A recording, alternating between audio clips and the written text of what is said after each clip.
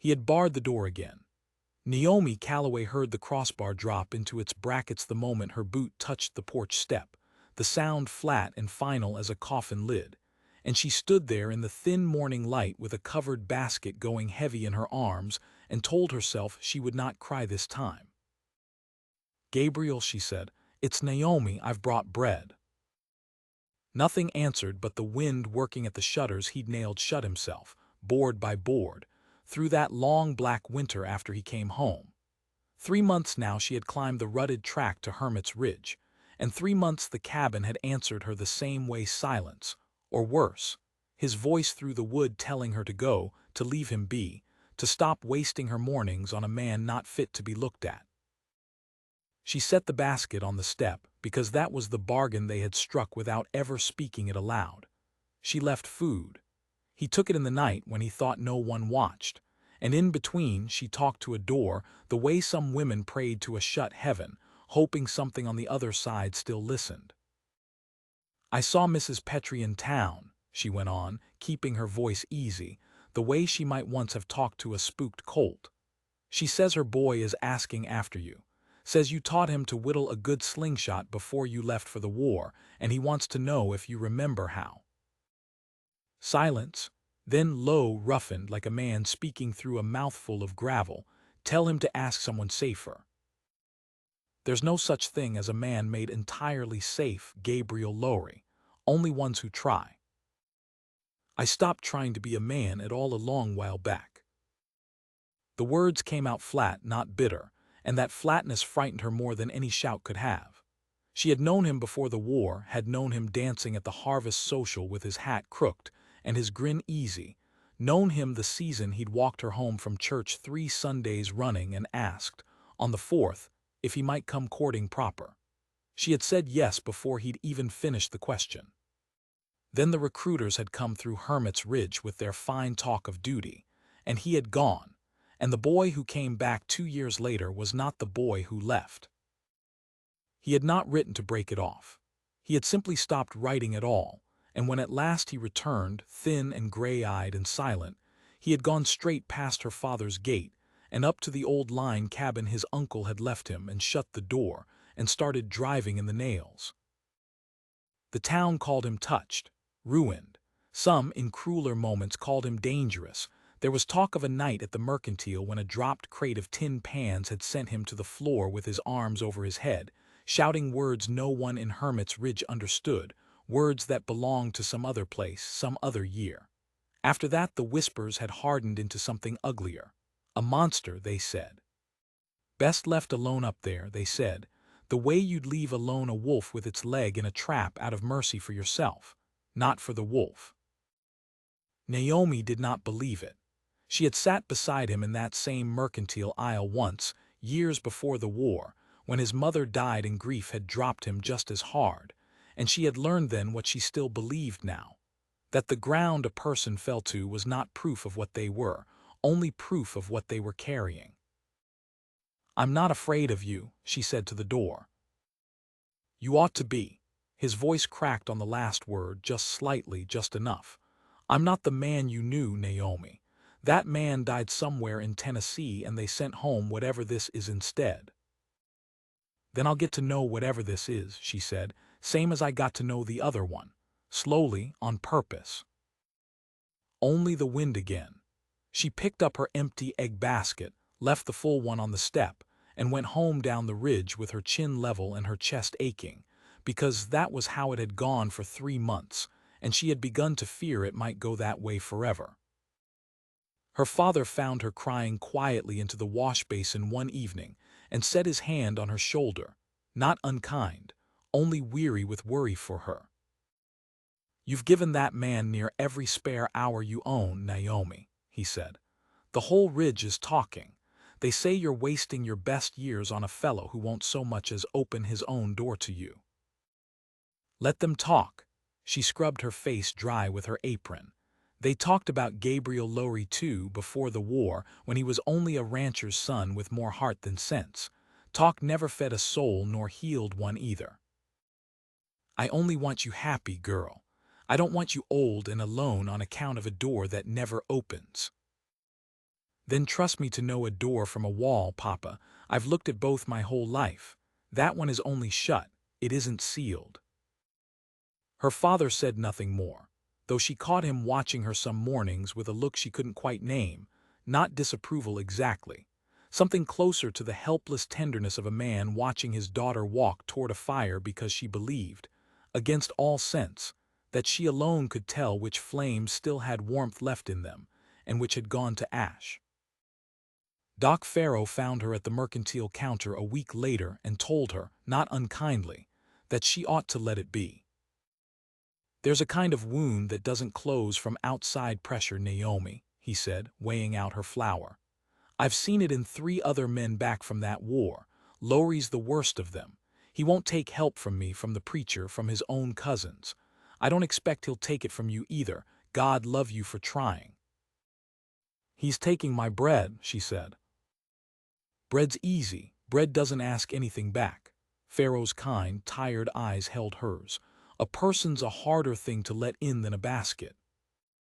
She thought about that the whole walk home, and thought about it again that night, lying awake and listening to the wind come down off the ridge. And by morning she had decided the doctor was right about one thing: at least bread was easy. So she stopped leaving only bread. She began leaving herself instead. She sat on the porch step with her back to the barred door and her knitting in her lap and simply stayed, an hour, sometimes 2, talking or not talking, telling him about the calf born wrong-footed at the Petrie place, about the new schoolteacher who couldn't spell her own name right on the board, about anything and nothing, the small unbroken weather of an ordinary life, offered through a locked door to a man who could not yet stand to be looked at. Some days he answered. Most days he didn't. But she noticed, over the slow turn of another month, that the silences grew less like walls and more like a man listening hard and choosing not to speak, which was its own kind of nearness if she was patient enough to take it as such. "Why do you keep coming?" he asked her once, near the middle of that second month, his voice close to the door now, close enough she could hear him breathing on the other side of the wood. "Because someone ought to sit outside a locked door until the person inside remembers they're worth the sitting." "I'm not." "That's not yours to decide alone, Gabriel. A man doesn't get to be the only judge of his own worth. That's what the rest of us are for." He didn't answer that, but she heard, faint through the boards, something that might have been a rough, unwilling laugh, or might have been a sound much closer to weeping, and she sat a long while longer before she rose to go, her knees stiff with cold, her heart cracked wide open with something that was not quite hope yet but was standing very close to it.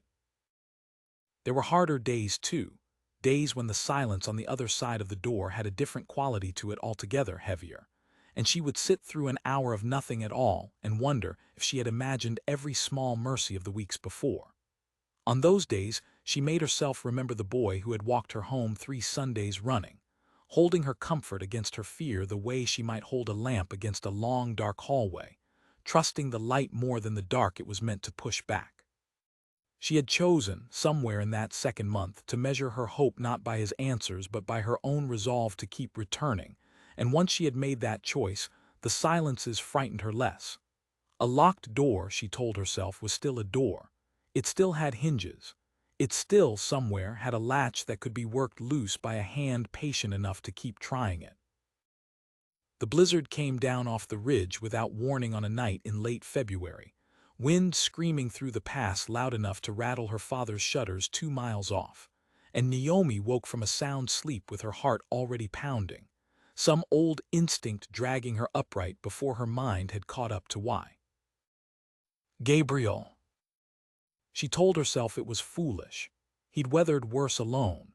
But the fear sat in her chest like a stone and would not be reasoned loose, and at last she rose, dressed in the dark, wrapped herself in her father's heaviest coat, and led the mare out into a night so white and roaring she could barely see past its ears.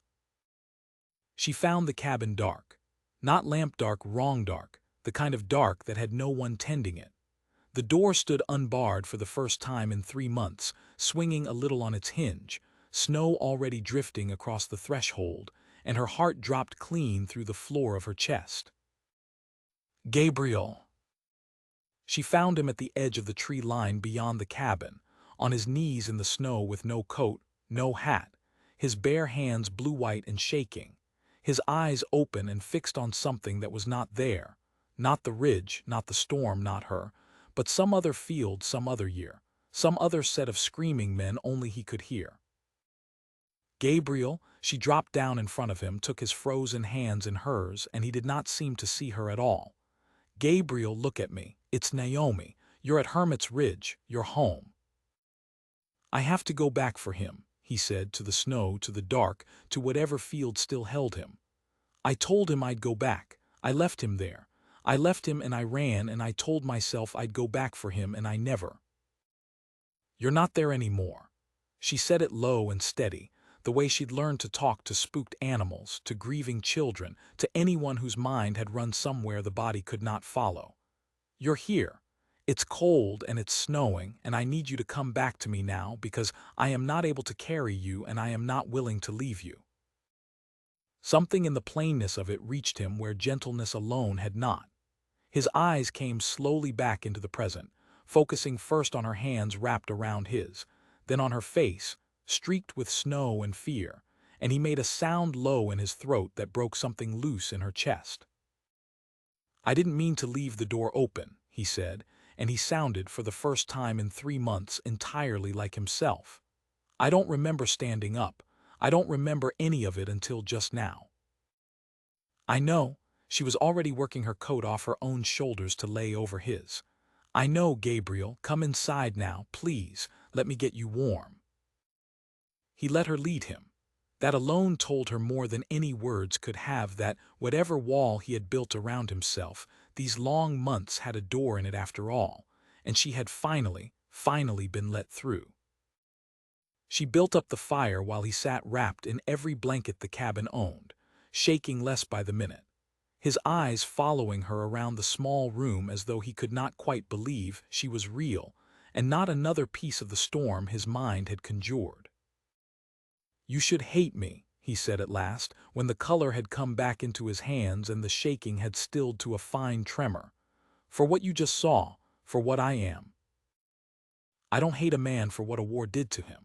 She sat across from him, close enough to touch, and did not look away. I love the man who taught a grieving boy to whittle a slingshot. I love the man who walked me home 3 Sundays running before he found the courage to ask if he could keep doing it forever. That man isn't dead, Gabriel. He's sitting right in front of me, cold and frightened and ashamed, and none of that makes him less worth loving. It only makes him worth loving harder. I could have hurt you tonight. I didn't know where I was. I didn't know you were there at all until you had my hands in yours. But you didn't hurt me. She reached across the small space between them and took those same hands again, warmer now and steadier. You knelt in the snow calling out for a man you couldn't save because your heart never stopped trying, even lost as it was. That isn't a monster, Gabriel Lowry. That's the most human thing I ever saw. He wept then, the way she suspected he had not let himself weep in all the months since he'd come home, great racking sobs he tried at first to smother, and then simply let come. And she held his cold hands through all of it and did not let go, and did not flinch, and did not for one moment think of leaving. When at last he quieted, he looked at her with something new in his face, not the flat gray emptiness of the door-locked months, but something raw and open and frightened in a different way, the fear of a man who has just remembered he is allowed to want things. I barred that door because I was certain I'd be the ruin of anyone who got close, he said. You just proved me wrong in the worst storm of the winter. I've been trying to prove you wrong for 3 months, she said, and found she was smiling, and found the smile was not forced at all. You were only ever locked in from the inside, Gabriel. All I ever had to do was wait outside long enough for you to remember you held the key.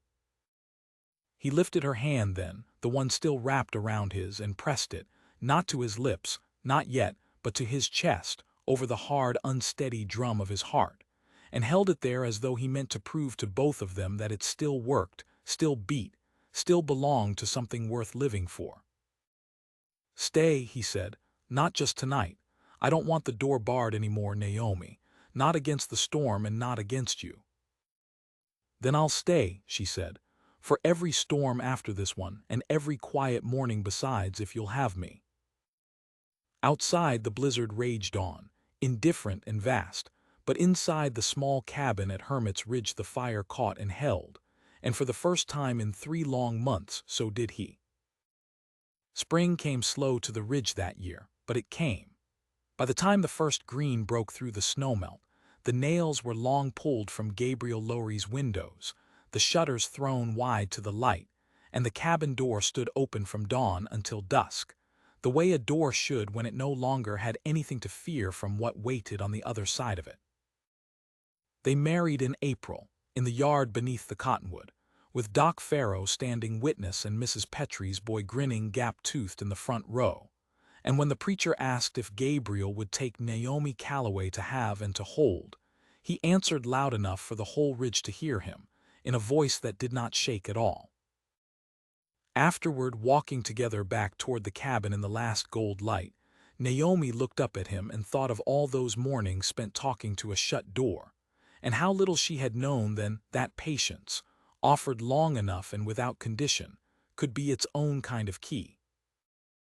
"What are you thinking?" Gabriel asked her and took her hand. "That some locks," she said, "were only ever waiting for someone who refused to stop knocking." He drew her closer and did not let go, and up on Hermit's Ridge, in the house that had once been a fortress against the whole world, the door stood open, and stayed that way for every year that followed.